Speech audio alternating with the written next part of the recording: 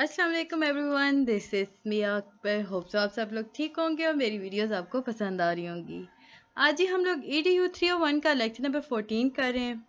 मुझे उम्मीद है कि आपको लेक्चर 13 तक सही समझ आ चुका होगा। तो चलिए जी अपनी वीडियो करते हैं स्टार्ट। जैसे कि हम 13 में देख रहे थे कि प्लानिंग है क्या। हमने उसकी डेफिनेशंस देखी, उसकी डायमेंशंस देखी। अब हम देखते हैं कि वो कौन से फैक्टर हैं जो इन्फ्लुएंस करते हैं प्लानिंग को। तो वीडियो की जब हम स्टार्ट करते हैं तो आउटलाइन आ रही है तो वो इतनी इंपॉर्टेंट नहीं होती। अब आ गए जी हम प्लानिंग इक्वेशन की तरफ। Less planning lead to less learning. वर्ष 1992 में इसने बताया था कि अगर आपकी प्लानिंग कम है ना तो आप बहुत कम पढ़ सकते हो। यानी कि आप उसने एक फार्मूला दिया, एक इक्वेशन दिया और इस इक्वेशन को आपको याद रखना होगा क्योंकि ये आपके पेपर्स में भी आती है और आपके अभी अपकमिंग क्विज़ेस में भी आ रही होगी। प्लानिंग है क्या? Content plus method. यानी कि हम प्लानिंग के अंदर कंटेंट के बारे में बात करते हैं, मतलब उनके मेथड्स के बारे में बात कर रहे होते हैं। आजकल के टाइम पे एक कॉमन एग्जम्पशंस हैं, यानी कि ख्याल है कि किया जाता है कि टीचर जो है उससे प्लानिंग की ज़रूरत नहीं है। लेकिन अगर हम बिकॉज उसके पास थ्योरेटिकल पॉइंट ऑफ व्यू होता है, वो उसके पास मतलब वो पढ़ा पढ़ा के उसे पता होता है कैसे हो सकता है, यानी कि कैसे उसने डील करना है। देखें, ये जो assumptions हैं ये गलत हैं। टीचर चाहे जितना भी एक्सपीरियंस हो ना, उसे फिर भी ज़रूरत पड़ती है प्लानिंग की। यहाँ पे हमें जो इंटरव्यू दिए गए थे वो मतलब अगर आप समझने के लिए कर लो, अदरवाइज आपके पेपर में नहीं आते। ये समरी है आपके इंटरव्यूज़ की। मुख्तलिफ टीचर्स से, स्टूडेंट्स से पूछा गया था। एक टीचर से क्वेश्चन किया गया कि बताएं जी आपके नज़दीक प्लानिंग क्या है। तो वो बताती है कि जब मैं क्लास में जाती हूँ ना पढ़ाने बच्चों को, तो मैं सबसे पहले देखती हूँ कि उन बच्चों की प्रायर नॉलेज क्या है, बच्चों को कितना पता है मैं जिस चीज़ के बारे में उन्हें पढ़ाने चाह रही हूँ। फिर मैं फोकस करती हूँ नेक्स्ट स्टेप की तरफ। फॉर एग्जाम्पल, अगर वो अल्फ़ाबेट पढ़ा रही है ग्रेड 1 के बच्चों को, तो देखती है कि आया बच्चों को ए और बी का डिफरेंस पता है, वो डिस्टिंग्विश कर सकते हैं और बी में लिख भी सकते हैं या नहीं। अगर ओके है तो फिर टीचर नेक्स्ट स्टेप की तरफ जाएगी और सी और डी की तरफ बच्चों को लेकर आएगी। इस सेकेंड इंटरव्यू था, ये इतना ज़्यादा नहीं था। याद रखें, टीचर जो होती है वो दो चीज़ों पे ज़्यादा फोकस करती है। वो दो फैक्टर्स क्या हैं? एक तो वो फोकस करती है कि बच्चे की प्रायर नॉलेज क्या है। दूसरा वो देखती है कि डिफरेंट फैक्टर्स को वो कंसिडर करती है जब भी वो प्लान कर रही होती है लेसन्स को। मोटिवेशन में टीचर जो होती है वो मोटिवेट करती है स्टूडेंट्स को, तो इसमें इतना इम्पोर्टेंट नहीं था, इसलिए आगे आ गए।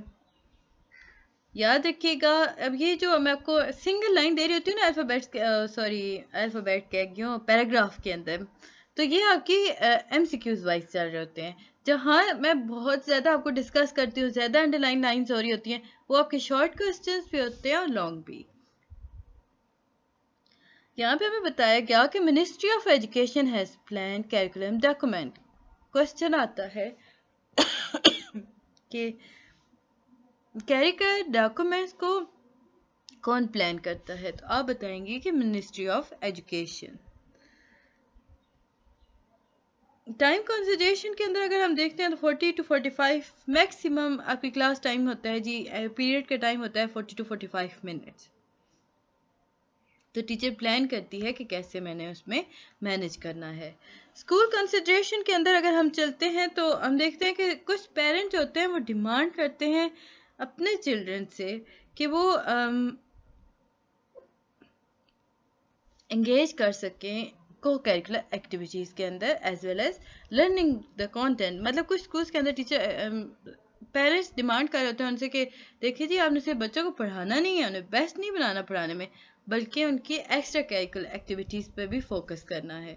ऐसा ना हो बच्चा बस पढ़ता रहे और उसे पता ही नहीं चले कि खेल क्या है, मतलब उसे पार्टिसिपेट करना आता ही ना हो किसी चीज़ में। नेक्स्ट फैक्टर जो हमारे सामने आता है वो रिसोर्स कंसंट्रेशन का। टीचर जो होती है वो प्लान करती है ना अगर कोई फील्ड ट्रिप, तो सबसे पहले वो देखती है कि स्कूल के रिसोर्सेज क्या हैं। उसे पता होना चाहिए कि ह्यूमन रिसोर्स स्कूल के अंदर क्या है। फिजिकल रिसोर्सेज कितने हैं, हम कितनी फैकल्टी को अपने साथ ले जा सकते हैं, हमारे पास कितनी फैसिलिटीज़ हैं, ट्रांसपोर्ट है या नहीं, ड्राइवर है या नहीं, तो ये सारी चीज़ें प्लान की जाती हैं। अगला फैक्टर आपके पास आता है टीचर कंसिडरेशन का। अब इसमें भी वही चीज़ जो कि मैंने अभी आपको बताई है वही है, तो इसमें हम इसे डिस्कस नहीं कर रहे। एक इम्पॉर्टेंट यहाँ पे देख लें कि content knowledge is very important competency of a teacher. Teacher को खुद के साथ सच्चा होना बहुत ज़रूरी है। देखें, जब तक टीचर खुद की असेसमेंट नहीं करेगी ना, वो कभी भी आपको अच्छा लेसन प्रोवाइड नहीं कर सकती। इमेजिनेशन के अंदर हम नहीं रख सकते कि टीचर देखती है वो, ओके फाइन मैं कर लूँगी। This is not a process, वो फिर बेस्ट नहीं पढ़ा सकती। सो सबसे पहले आपको सोचना होगा, अपनी करनी होगी, ताकि आप लोग आराम से बच्चों को पढ़ा सको असेसमेंट। नेक्स्ट आपके पास आता है जी टेक्स्ट बुक और करिकुलम गाइड। अब जो टेक्स्ट बुक्स है ना, वो अल्टीमेट रिसोर्सेज हैं चिल्ड्रंस के लिए। अब ये मैं जब बात करती हूँ ना स्टूडेंट के लिए, तो हमें पता चलता है कि जो टेक्स्ट बुक है वो टीचर के लिए भी काफ़ी ज़्यादा अल्टीमेट रिसोर्स है। यानी कि विदाउट टेक्स्ट बुक टीचर नहीं पढ़ा सकती बच्चे को कि आपने क्या पढ़ना है और किस तरह चलना है। वो एक मैनेज हो चुकी होती है चीज़ें और आपके सामने आ रही होती हैं, तो आप आसानी से उन्हें पढ़ा सकते हो। जैसे कि मैंने आपको शुरू में बताया था कि करिकुलम गाइड जो है वो कौन प्लान करता है, वो मिनिस्ट्री ऑफ पाकिस्तान के अंदर मिनिस्ट्री ऑफ एजुकेशन करते हैं। अब वो क्या करते हैं, अब मतलब करिकुलम बेसिकली ना, करिकुलम गाइड जो है वो एक्चुअली जो है ना, वो एक गाइडलाइन है कि हमें किस तरह पढ़ाना है, किस डिफरेंट ग्रेड लेवल को। यहाँ पे हम लोग कंटेंट के बारे में बात नहीं कर रहे, बल्कि हम बात कर रहे हैं प्रोसेस की, कि बच्चों को किस तरह पढ़ाया जा सकता है। आपके पास क्वेश्चन आता है कि गुड टेक्स्ट बुक के आपने फीचर लिखना है, तो आप लिखोगे कि गुड टेक्स्ट बुक वो बुक्स होती है जिनके अंदर आपको स्ट्रक्चर सीक्वेंस ऑफ लेसन मिल सकता है। इसमें स्टूडेंट जो होते हैं वो अचीव करते हैं learning outcome from different units of study. इसमें आपको सप्लीमेंट्री रीडिंग मटेरियल भी दिया जा रहा होता है, असेसमेंट स्ट्रेटजीज बताई जा रही होती हैं, इसमें हमें मुख्तलिफ एक्टिविटीज़ मेंशन की जाती हैं। तो ये एक बेस्ट बुक होती है करिकुलम के अंदर। नेक्स्ट आपके पास आता है प्री प्लानिंग, यानी कि planning before unit and lesson planning. हमने बात की थी लार्ज प्लानिंग की, तो वो क्या थी, हमने बात की कि साल में एक दफ़ा होती है। अब जो प्लानिंग ईयरली चल रही होती है ना, उसे हम करिकुलम गाइडलाइंस के अकॉर्डिंग लेके चल रहे होते हैं। यानी कि आपका ये तय हो जाता है कि हर साल क्लास 1 को ये सिलेबस पढ़ाया जाएगा और क्लास 2 को डिफरेंट, यानी आपके लेवल वाइज ये चलता है। अब टीचर क्या क्या डिसाइड कर सकती है प्री प्लानिंग के अंदर कि कंटेंट को कितना कवर करना है, हम कैसे करेंगे, कौन सा प्रोसेस अपनाएंगे और किस तरह बच्चे की पूरी प्रिपरेशन करवा देंगे। नेक्स्ट आपके पास आता है deciding on content and process. हम लोग जब बात करते हैं ना कंटेंट की, तो हमारे ज़हन में फ़ौरन से आता है कि हम कहेंगे कि कंटेंट मस्ट बी टॉट। हम मेमोराइज कराना चाहते हैं कंटेंट स्टूडेंट्स को, यानी कि हम वर्क नहीं कर रहे होते कि उस कंटेंट के बिहाफ पे क्या चल रहा है। देखिए कंटेंट इम्पोर्टेंट है, बट प्रोसेस, जिस प्रोसेस के तहत आप उन्हें बात समझा रहे होते हो ना, वो बहुत ज़्यादा इम्पोर्टेंट होती है। अब वो प्रोसेस लाइक हम बात कर सकते हैं imagining, problem solving, analysing, organising and communicating is actually critical to almost every subject and topic you teach. अब इसमें आपको बताया गया कि आप अगर कोई टॉपिक बच्चों को पढ़ाते हो, तो उसमें आप देखते हो कि आप स्टूडेंट के अंदर उनके इमेजिनेशन लेवल को कितना ज़्यादा बेहतर बना रहे हो, प्रॉब्लम सॉल्विंग वो कितनी अच्छे से कर रहे हैं। तो ये एक पूरा प्रोसेस होता है कि एक टीचर खुद को बेहतर से बेहतरीन तक जाता है और बच्चे को अच्छे से अच्छे, मतलब यूँ समझ लें कि बच्चे को बहुत अच्छे से समझा सकता है। इसके बाद ही आपके पास आता है आइडेंटिफाइंग एंट्री स्किल्स। अब जब हम बात करते हैं लेसन की प्लानिंग की, तो हम फोकस करेंगे राइटिंग स्किल्स के ऊपर। हम का मतलब होगा टीचर, क्योंकि मैं आपको ये शुरू में बता चुकी हूँ, इसलिए मैं आपको दोबारा रिपीट करके नहीं बता रही कि हमसे क्या मुराद है और ये बच्चों से क्या मुराद है। तो ये सारी चीज़ें हम क्योंकि बात ही इसकी अकॉर्डिंग कर रहे हैं तो लेके साथ चलेंगे। हम बच्चों को समझाते हैं कि आपने किस तरह लिखना है, हम उनकी स्किल्स को एनहांस करते हैं। अगर आप टीचर हैं, आप बच्चे को एक ऐसे देती हैं तो आप क्या करेंगी? आप उसे ऐसे का टॉपिक बताएंगी, थोड़ी सी उसकी आप हिंट्स बता दोगे कि ओके फाइन, इसमें ये चीज़ें आपने प्रोवाइड करनी है। उसके बाद बच्चे से कहोगे कि आप स्टोरी लिखो, यानी ऐसे लिखो, तो वो लिखेगा और आप उसके बाद उसे चेक करके बताओगे कि वो कितना उसने सही लिखा, और आपको भी अंदाज़ा हो जाएगा कि आपने कितना सही पढ़ाया। तो ये था लेसन नंबर 14। जल्दी से 15 को भी देख लेते हैं, क्योंकि हार्डली आपके अभी 10 to 12 मिनट्स ही हुए होंगे, इतने लेंथी आपको ये लेक्चर नहीं था। यूनिट प्लानिंग, लेक्चर नंबर 15 है आपका यूनिट प्लानिंग। अच्छा, लेक्चर को स्टार्ट करने से पहले काइंडली मेरे चैनल को लाइक और सब्सक्राइब ज़रूर कर दें। वीडियो पसंद आती है तो कमेंट भी कीजिएगा और अपने दोस्तों के साथ भी शेयर कीजिएगा। यूनिट प्लानिंग जो है वो हमारे प्लानिंग फ्रेमवर्क का एक हिस्सा है। कभी कभार ऐसे भी होता है कि टीचर जो होती है वो डिवाइड कर देती है ओवरऑल कंटेंट को सब मैनेजेबल इंस्ट्रक्शन यूनिट के अंदर। फॉर एग्जांपल, अब जब मैं ये बात कर रही हूँ तो आपको कैसे समझ आएगा?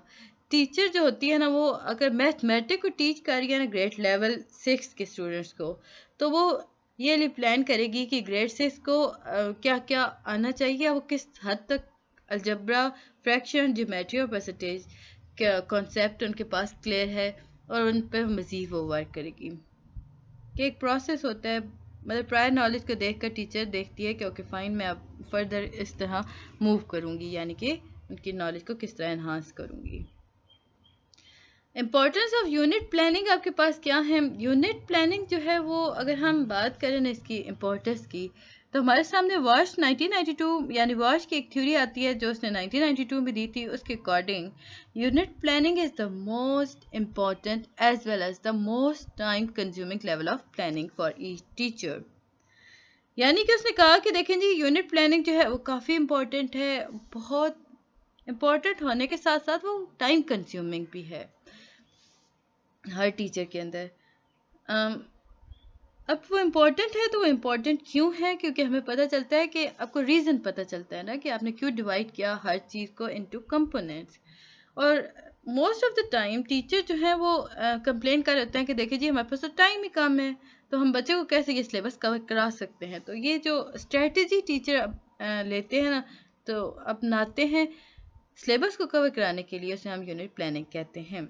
अब जी आपके पास क्वेश्चन आता है जी, कंपोनेंट ऑफ यूनिट प्लानिंग बताएं। 5 मार्क्स का क्वेश्चन होता है, सिंपल आप बताओ कि सब्जेक्ट, टॉपिक, फिर आपके पास आएगा रैशनल, फिर इंस्ट्रक्शनल, ऑब्जेक्टिव। हम इन्हें 1 बाय 1 देखते जाते हैं। अगर आपके पास आ जाता है सेपरेट, तो आपको पता होना चाहिए कि यूनिट सब्जेक्ट या टॉपिक के अंदर हम क्या करते हैं। इसमें हम होल यूनिट का टाइटल दे देते हैं। फॉर एग्जांपल, तो science human system is the unit. तो इस चैप्टर के अंदर हम लोग डाइजेस्टिव सिस्टम के बारे में बात करेंगे, सर्कुलेटरी सिस्टम के बारे में बात कर रहे होंगे, और नर्वस सिस्टम के अंदर। फिर आपके पास आता है रैशनल। अब इसमें होता क्या है? टीचर जो होती है वो डिसाइड कर देती है रेशो को, यानी कि वो बताती है कि कौन से बुक को किस तरह पढ़ना है और कौन सी चीज़ें हम ओमिट कर सकते हैं, यानी ख़त्म कर सकते हैं। इसमें टीचर अपनी स्ट्रेटजीज को लेके चलेगी। वो बताएगी कि अगर फॉर एग्जांपल वो साइंस ही के बारे में बात करिए, वो बताएगी कि साइंटिफिक प्रोसेस है क्या, उसके प्रिंसिपल्स क्या हैं, हर स्टूडेंट को याद होने चाहिए, वो इस चीज़ पे फोकस करी होगी।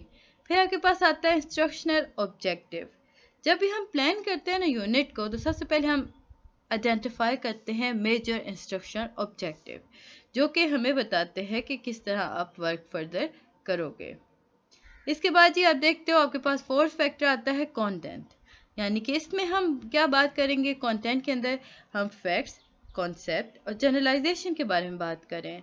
शुरू में हमने टॉपिक बताया, फिर हमने रेशियो देखी, फिर हमने डिवीजन की, अब हम आ गए हैं फैक्ट्स के अंदर। यानी कि जब आपने टाइटल दे दिया किसी टॉपिक को, आपने आइडेंटिफाई कर दिया कंटेंट को, तो आप जब कुछ भी लिख रहे हो ना, तो आप उसके अकॉर्डिंग फैक्ट्स लाओगे, आप कॉन्सेप्ट बताओगे। साइंस के कर रहे हो तो वो टीचर जब पढ़ा रही है तो वो कॉन्सेप्ट पे बात करेगी, फैक्ट्स आपको बताएगी कि क्यों हम वो जैसे फ्रॉक को हमराना टिकरीना कहते हैं, तो इस चीज़ को हम क्यों इस तरह डिस्कस करते हैं या क्यों कहते हैं, उस क्यों का जवाब आपको टीचर प्रोवाइड करती है। फिफ्थ वन आपके पास आता है प्रोसेस। प्रोसेस देखिए नाम से जाहिर है कि आप इसमें बताते हो कि किस तरह बच्चे को यूनिट पढ़ाना है, रास्ता यानी रिसोर्सेज।